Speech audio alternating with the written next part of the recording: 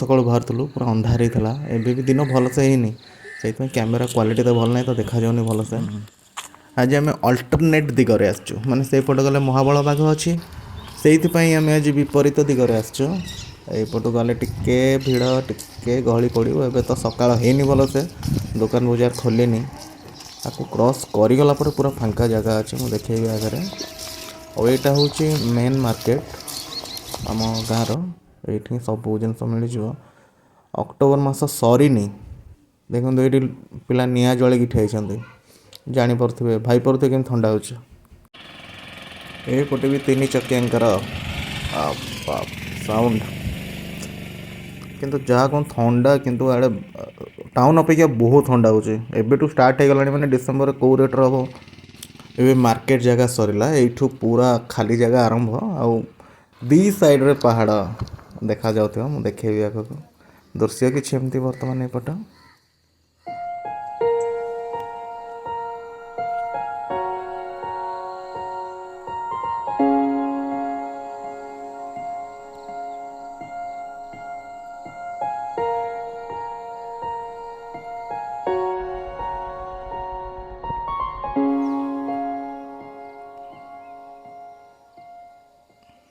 ହଁ, କିଛି cinematic short ନେଇଛି। ଏବେ ଯେଉଁଟା ଚାଲିଥିଲା ଦେଖିଲେ କେମିତି ଲାଗୁଛି ମୋତେ ଟିକେ କମେଣ୍ଟରେ କହିବେ। ମୁଁ ଜାଣିଛି ଭ୍ୟୁଜ୍ ତ ହେବେନି, ହେଲେ ବି ଯେବେ ବି ହେବ ଦେଖିକି କିଏ ଗୋଟେ କହିଦେବେ ଆଉ। ଜଣେ ଭଦ୍ରଲୋକ ଆମ ସାମ୍ନାରେ ଯାଉଛନ୍ତି, ଆଉ ଏ ରୋଡ଼ରେ ଜଗିଂ କରିବାକୁ ତ ପ୍ରାୟ କେହି ଲୋକ ଆସୁନାହାନ୍ତି। ଯେଉଁଟା ମାର୍କେଟ ଥିଲା ପଛପଟେ, ସେଇ ଯାଇ ଆସିକି ଟର୍ନ କରି ପଳାନ୍ତି। କିନ୍ତୁ ଆଗରେ ଜଣେ ମହାଶୟ ଯାଉଛନ୍ତି, ଆଉ ତାଙ୍କ ପଛରେ ଆମେ ଯାଉଛୁ, ବୋଉ ମୁଁ ଯାଉଛୁ। କିନ୍ତୁ ଭାଇ ଯାହା କୁହନ୍ତୁ, ଦୃଶ୍ୟ କିନ୍ତୁ ଏକ ନମ୍ବର ଏପଟ। ଆଉ ଥଣ୍ଡା ବି ଆରମ୍ଭ ହୋଇସାରିଲାଣି ଏବେ, ମାନେ ମସ୍ତ ଲାଗୁଛି ବୁଲିବାକୁ, ମସ୍ତ ଲାଗୁଛି। ମହାଶୟ ଜଣକ କୁଆଡ଼େ ଗାୟବ ହେଇଗଲେ, ଦିଶୁନାହାନ୍ତି ଆଉ। ଆକ୍ଚୁଆଲି କ'ଣ କି ଆମେ ଠିଆ ହେଇକି ସେଇଠି ଭିଡ଼ିଓ ବନାଉନୁ, ଲେଟ୍ ହେଇଗଲା ତ। ଆଉ ଗୋଟେ ପିଲାଟେ ସାଇକେଲ ଧରି ଯାଉଛି, ଆଉ ଦେଖିପାରୁଥିବେ ସାଇଡ଼୍ରେ ଏଇଟା ବି ଗୋଟେ ପାହାଡ଼ କଟା ହେଇକି ହିଁ ରାସ୍ତା ହେଇଛି। ଦୁଇ ସାଇଡ଼୍ ଆମେ ସେଇପଟୁ ଆସିଲୁ, ଏଇପଟୁ ଦେଖନ୍ତୁ ପାହାଡ଼ କଟା ହେଇକି ରାସ୍ତା କରାହେଇଛି। ଆଉ ମୋ ରାଇଟ୍ ସାଇଡ଼୍ରେ ଆପଣ ଦେଖୁଥିବେ ଯେତିକି, କ'ଣ କହିବି ଆଉ ମୁଁ। ଆକ୍ଚୁଆଲି ଆମେ ଚାଲି ଚାଲି ବହୁତ ବାଟ ପଳାଇ ଆସିଲୁଣୁ, ଜଣାପଡ଼ୁନି, କେବଳ ଥଣ୍ଡା ପଡ଼ୁଛି ଆଉ ପାହାଡ଼ ପର୍ବତକୁ ଦେଖିକି କିଛି ଜଣାପଡ଼ୁନି। କିନ୍ତୁ ଆମେ ଯଦି ହିସାବ କରାଯିବ 6 କିଲୋମିଟର ଦୂରକୁ ପଳାଇ ଆସିଛୁ, ପୁଣି ଆମକୁ 6 କିଲୋମିଟର ରିଟର୍ନ ବି ଯିବାର ଅଛି, ସେଇଥିପାଇଁ ଆମେ ୟୁ ଟର୍ନ କରୁଛୁ। ଆଉ ଦୃଶ୍ୟ ତ ଦେଖିପାରୁଥିବେ, ସାଇଡ଼୍ରେ ପାହାଡ଼ କଟାଇକି ରାସ୍ତା କରାହେଇଛି।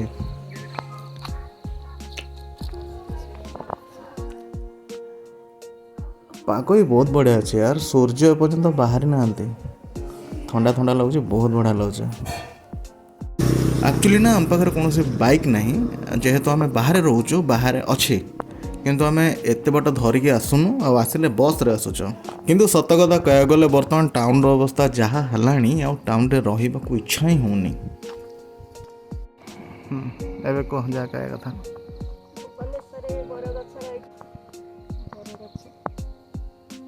ଛୋଟ ପିଲା ଝୁଲନ୍ତି ଆଗରୁ। ହଁ ଚାଲ।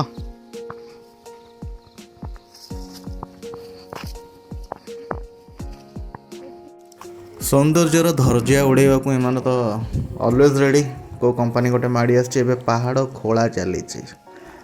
ଜଣେ ଏମାନେ କ'ଣ କରିକି ଛାଡ଼ିବେ ଦୁନିଆକୁ।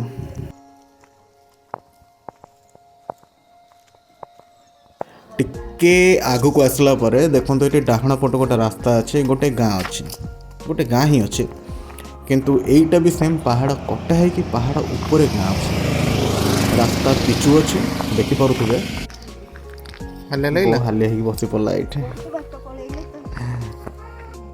ତେବେ 10 ମିନିଟ୍ ଆମେ ଏଇଠି ରେଷ୍ଟ କରିଲୁ, ଏବେ ଆଗକୁ ମାଡ଼ିଯିବା ଚାଲ।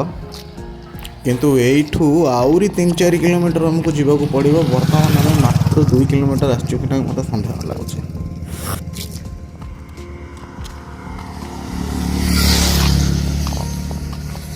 ଦେଖିପାରୁଥିବେ ସେ ମହାଶୟ ଜଣକ ହଠାତ୍ ଆବିର୍ଭାବ ହେଇଗଲେ, ଯିଏ ଉଭାନ ହେଇଯାଇଥିଲେ। ୱାହ, ଏକ୍ଜାକ୍ଟ ସିନ୍ ଦେଖିପାରୁଥିବେ, ସୂର୍ଯ୍ୟ ଉଦୟ ହେବାକୁ ଯାଉଛି, ତା କିରଣ କେମିତି ପଡ଼ୁଛି ଏପଟ। ଗୋଲ୍ଡେନ୍ ଭାଇ, ଗୋଲ୍ଡେନ୍। ओह बर्तमान आम आम मार्केट पाखापाखि पहुँची गलु। ये भी माटी खोला चली माटी खोला माने पहाड़ खोला चली माने कौन करेंगे केवे बुझे पता नहीं से छाड़ से जहाँ करंतु करंतु।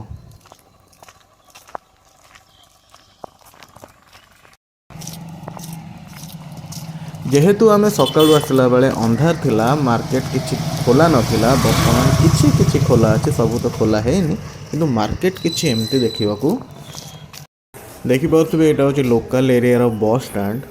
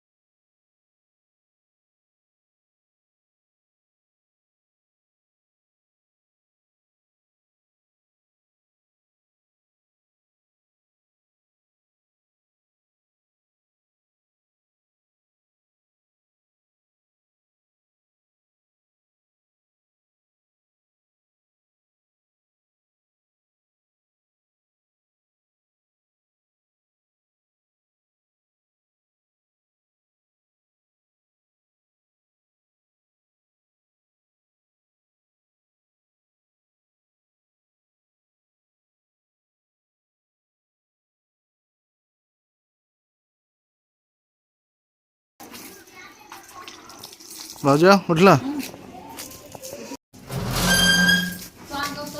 हाँ